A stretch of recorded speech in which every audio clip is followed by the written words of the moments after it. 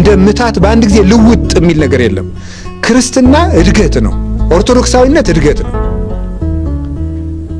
በቃሉ እንነጻለን፣ በንስሐ እንነጻለን፣ በመከራ እንነጻለን፣ በንባ እንነጻለን፣ በቅዳሴ እንነጻለን፣ በኪዳን እንነጻለን፣ በጾም እንነጻለን። ጾም ራሱ አንድ የንጽህና ምንጭ ነው።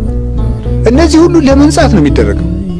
ያ ማለት በጣም የሚገርማችሁ እኮ 200 300 በሬዎች ካደሩበት ቤት ይልቅ ሽንታቸውንም የተፈጥሮ ጽዳጃቸውንም ከጣሉበት 1000 ከብቶች ካቆሸሹት በረት አንድ ሰው የሚሰራው ኃጢአት ይብሳል ማለት ነው። ምክንያቱም እነዚህ ያንን በረት ለማንጻት በጋ መምጣቱ በቂ ነው። ሰውን ለማንጻት ግን የሚደረገው ልፋት ተመልከቱ።